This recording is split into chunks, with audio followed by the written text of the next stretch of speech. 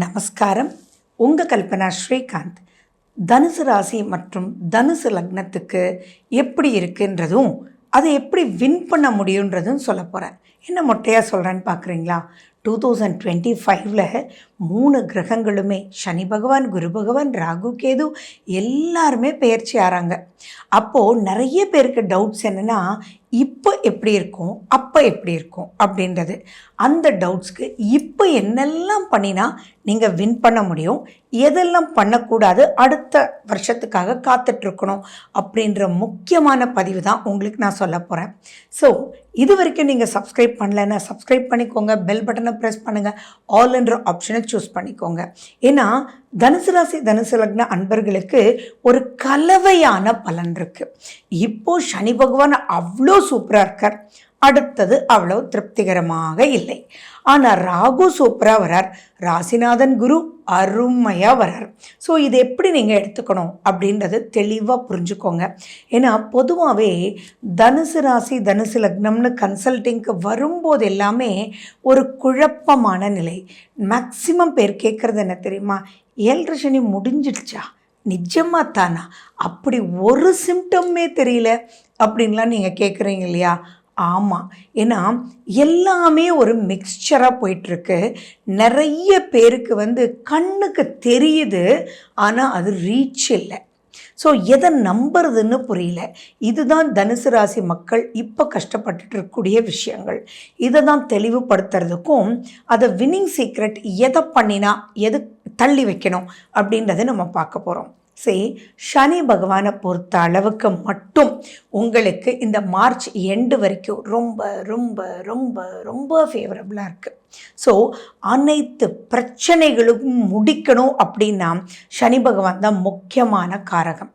So நீங்கள் எந்த ஒரு விஷயத்தை பிரச்சனைகள் முடிக்கணும், வில்லங்கங்கள் முடிக்கணும், விரோதம்ன்றதே இருக்கக்கூடாது அப்படின்னு எந்த ஒரு விஷயத்தெல்லாம் டேப் பண்ணுறீங்களோ அதையெல்லாம் இப்போ ஃபஸ்ட்டு கையில் எடுத்துக்கோங்க.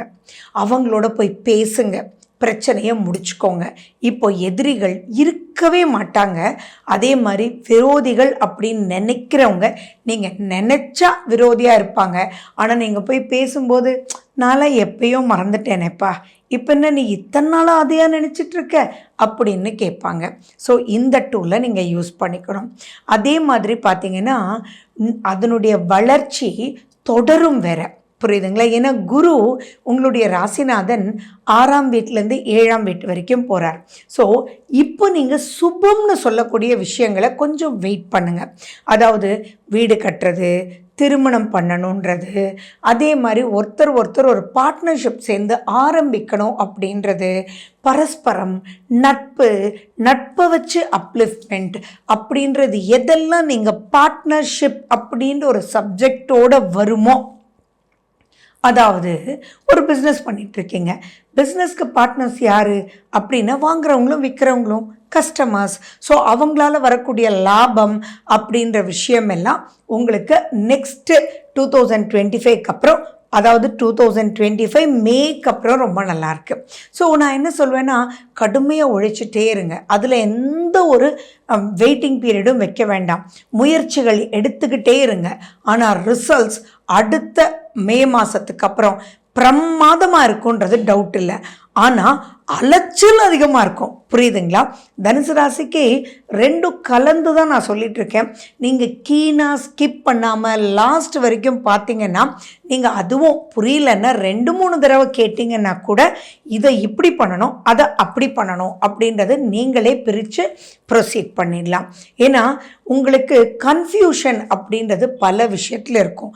பட் நீங்கள் இங்கே என்ன பண்ணணும்னா, ஒரு குழந்தையாக இருந்தாலும் சரி, இல்லத்தரசியாக இருந்தாலும் சரி, வேலைக்கு போகிறவங்களா இருந்தாலும் சரி, ஏன் நீங்கள் கம்யூனிகேஷன் ஸ்கில் டீச்சர், லாயர் அப்படின்னு யாராக இருந்தாலும் சரி, தொழில் நடத்திட்டு இருக்கிறவங்களா இருந்தாலும் சரி, நீங்கள் எல்லாம் என்ன பண்ணணும்னா நெகட்டிவை ஸ்மூத் ஆக்கிக்கிறதுக்கு இந்த காலகட்டமும் அதுக்குண்டான முயற்சி மட்டும் இல்லை, நீங்கள் வளர்ச்சிக்குண்டான முயற்சிகளை டிலே பண்ணாமல் எடுத்துக்கிட்டே இருக்கணும். இப்போ நீங்கள் எதை முயற்சி பண்ணாலும் ரிசல்ட்ஸ் எதிர்பார்த்த மாதிரி வராது. ஆனால் இப்போ நெக்ஸ்ட் இயர் பிரம்மாண்டமாக வரும். நான் இப்போ போய் இந்த முயற்சி எடுத்தேன், அந்த முயற்சி இந்த அளவுக்கு ரிசல்ட்ஸ் கொடுக்கும்னு தெரியல. ரைட் டைம் அப்படின்னு நம்ம சொல்லுவோம் இல்லையா? ஸோ உங்களுக்கு ரைட் டைம் த்ரூ சனி பகவான்றதெல்லாம் மிகப்பெரிய வரப்பிரசாதம்.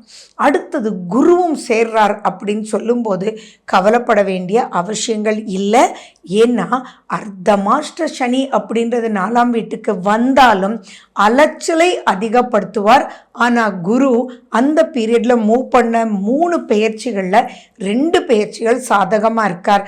அதே மாதிரி அலைச்சலுக்கு கவலைப்படக்கூடிய ஆள் நீங்கள் இல்லை. அண்ட் மேலும் பார்த்தீங்கன்னா உங்களுக்கு நிறைய பொதுவாகவே தனுசு ராசினாலே ஒரு கட்டுக்கோப்பு உள்ளவங்க.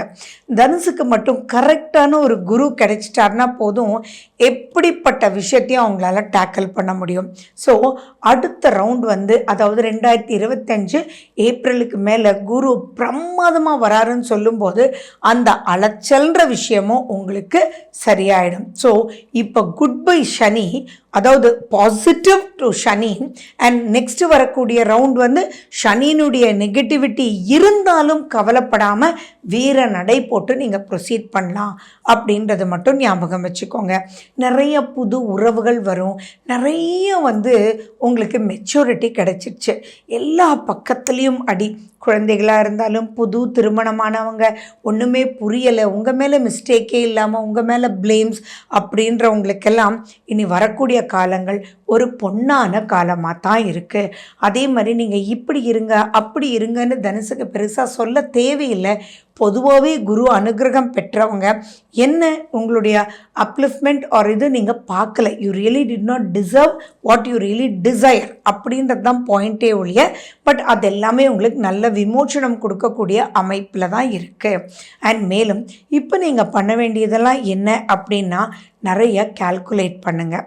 எதெல்லாம் மைனஸோ நெகட்டிவான பீப்புள்கிட்டேருந்து 90% ஆஃப் த தனுசு ராசி பீப்புள் வந்தாச்சு வெளியில். உங்களுக்குள்ள விரோதம் போயிடுச்சு, பழிவாங்குதல்ன்ற எண்ணம் ஜென்ரலாகவே இருக்காது. அது அப்படி ஏதாவது இருந்திருந்தாலும் அதெல்லாம் போயிடுச்சு. ஸோ நெகட்டிவான பீப்புளுக்கு நீங்கள் கூட சேர்ந்து போகாத ஒரு நிலைக்குள்ளே வந்துட்டீங்க. அப்போ அது எல்லாமே பாசிட்டிவ். ஸோ பாசிட்டிவான ஆடட் பாசிட்டிவ் தான் நீங்கள் பார்க்க போகிறீங்க. பட் ஸ்டில் நான் உங்களுக்கு அகெயின் நான் சொல்கிறது என்னென்னா, எதிர்பார்க்காதீங்க கொஞ்ச நாளைக்கு நடக்கலையே அப்படின்றது.